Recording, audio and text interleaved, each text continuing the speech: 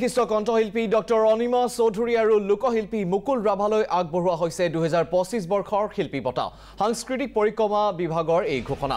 গোলাঘাটত অনুষ্ঠিত হ'বলগীয়া শিল্পী দিৱসৰ কাৰ্যসূচীত প্ৰদান কৰা হ'ব এই বঁটাসমূহ।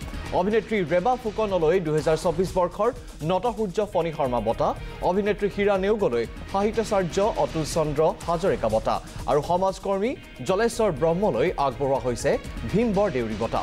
এই বঁটাত আছে নগদ 2 লাখ টকা, প্ৰশস্তি পত্ৰ আৰু অংগবস্ত্ৰ। নাইছো বিশিষ্ট কণ্ঠশিল্পী ডক্টৰ অনিমা চৌধুৰী আৰু লোকশিল্পী মুকুল ৰাভালৈ আগবঢ়োৱা হৈছে 2025 বৰ্ষৰ শিল্পী বঁটা। সাংস্কৃতিক পৰিক্ৰমা বিভাগৰ এই ঘোষণা। গোলাঘাটত অনুষ্ঠিত হ'বলগীয়া শিল্পী দিৱসৰ কাৰ্যসূচীত প্ৰদান কৰা হ'ব এই বঁটাসমূহ।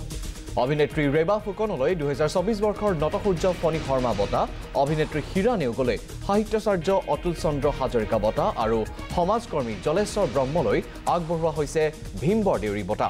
আৰু এই বঁটাত আছে নগদ 2 লাখ টকা, প্ৰশস্তি পত্ৰ আৰু অংগবস্ত্ৰ।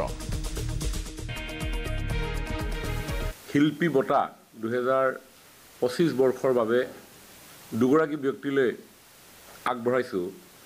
এগৰাকী হ'ল কণ্ঠশিল্পী ডক্টৰ অনিমা চৌধুৰী আৰু বিশিষ্ট লোকশিল্পী মুকুল ৰাভা ডাঙৰীয়াক মই আজি এই যে শিল্পী বঁটা দুইগৰাকী ব্যক্তি ঘোষণা কৰা হ'ল, দুইগৰাকীলৈ মই মোৰ আন্তৰিক শ্ৰদ্ধা আৰু শুভেচ্ছা জ্ঞাপন কৰিছোঁ।